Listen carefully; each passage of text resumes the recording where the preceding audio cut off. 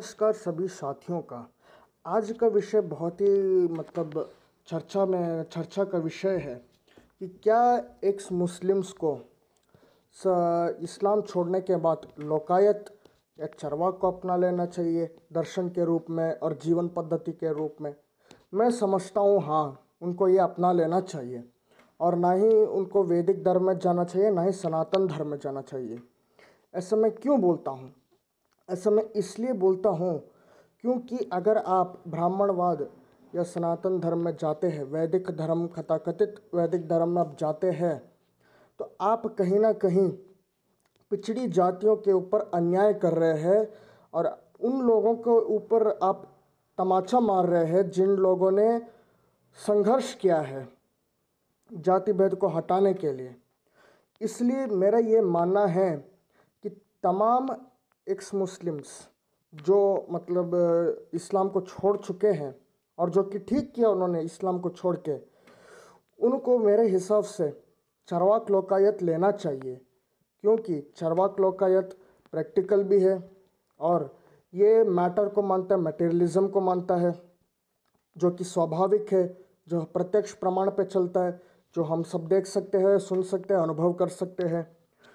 तो इससे एक चीज़ साबित हो जाता है कि आप भले ही धर्म परिवर्तन कर ले, इस्लाम छोड़ के अगर आप वैदिक धर्म में आ भी जाते हैं, तब भी बहुत सारी समानताएं और मान्यताएं बनी रहती है।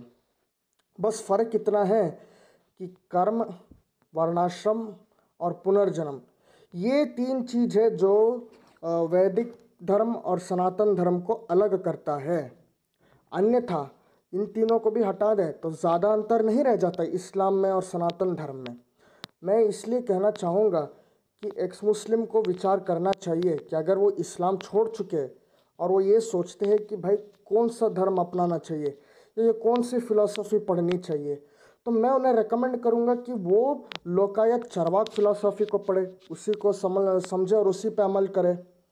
या फिर अगर चरवाक लोकायत भी नहीं होता है तो बौद्धिस्ट बन जाए, नवयान बुद्धिस्ट, जो अगर उनको ठीक लगे तो। या फिर अगर उससे भी संतुष्ट नहीं है तो जैन बन जाए। जैन मार्ग भी ठीक है, क्योंकि भारत में दर्शन के अगर हम इतिहास या हिस्ट्री उठा के देखते हैं तो बौद्ध, जैन, चरवाक, आजीवक ये प्राचीन दर्शन माने गए हैं। तो इसलिए मैं तमाम जो एक्स मुस्लिम हैं और जो मुस्लिम इस्लाम छोड़ रहे हैं या छोड़ चुके हैं और वो विचार कर रहे हैं कि भाई हमें कौन सा चीज़ अपनाना चाहिए, उत्तम यही है कि चरवाक लोकायत को अपनाना चाहिए और अपनाने के बाद इस्लाम को कंडेम करने के साथ साथ उनको वैदिक सनातन धर्म का भी खंडन करना होगा। वही मैं समझता हूँ उत्तम है, क्योंकि चरवाक लोकायत के कई सारे रीज़न हैं। मैं ऐसा इसलिए बोल रहा हूँ कि प्रैक्टिकल रीज़न से मैं बताता हूँ। चरवाक जो है प्रत्यक्ष प्रमाण को मानता है, जो हम अनुभव करते हैं, जो कि स्वाभाविक है। अब अगर उन्होंने इस्लाम छोड़ा है तो उन्होंने अपने अनुभव से छोड़ा है, मतलब प्रत्यक्ष प्रमाण को मान रहे, पहला बात। दूसरी बात, भोग, अर्थात संसार में दुख और सुख है, लेकिन जितना हम जीते हैं कोशिश करें कि दुख जो है कम करें अपना और सुख को बढ़ाने की कोशिश करें, और ये एक प्रयास रहे, जो कि वो भी स्वाभाविक है।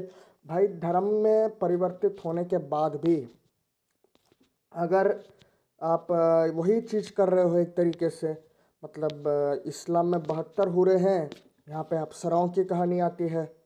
वहाँ पे अगर आप देखते हैं तो आपको ये देखने को मिलेगा, क्या बोलते हैं, औरतों का एक्सप्लॉयटेशन।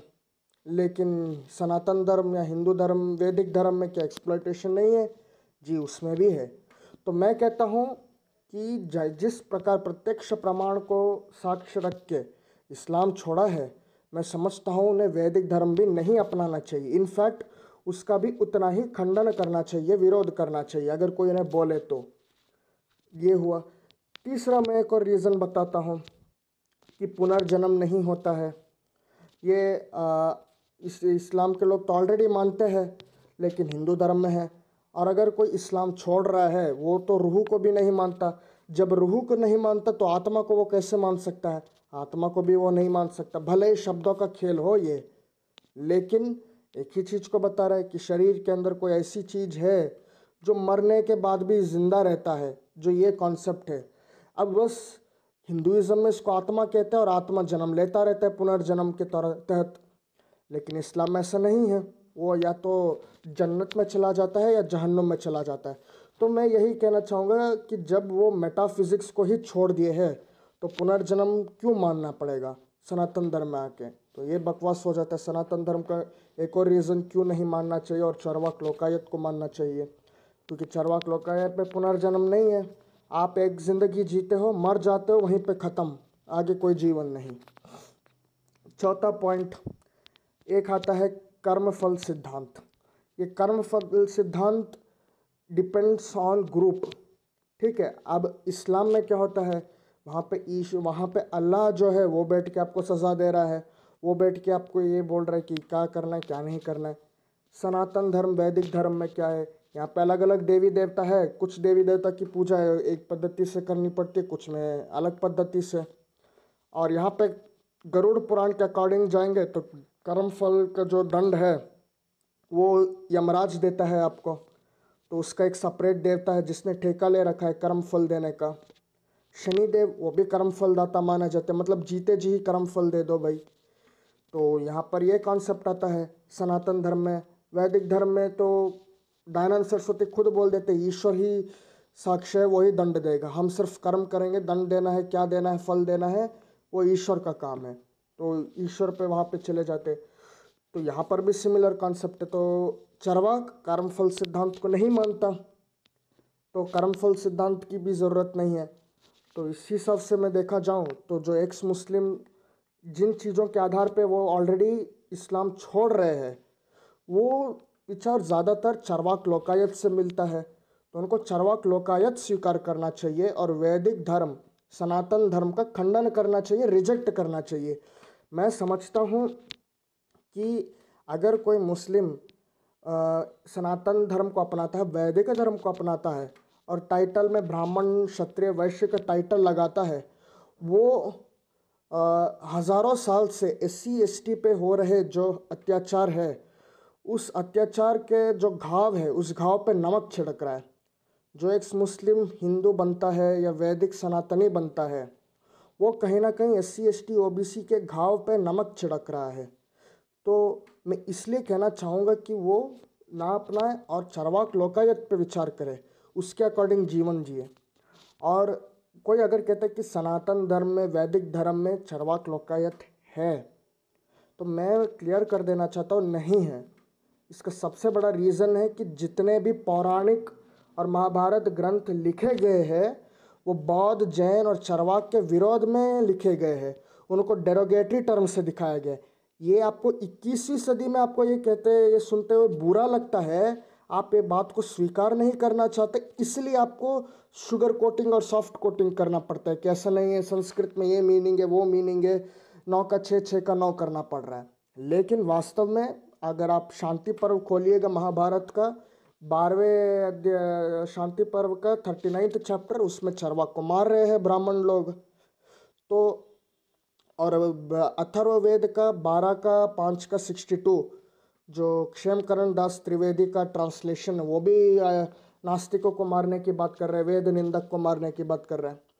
तो मैं यही कहना चाहता हूँ कि जितने भी एक्स मुस्लिम हैं उनको ये सोचना चाहिए।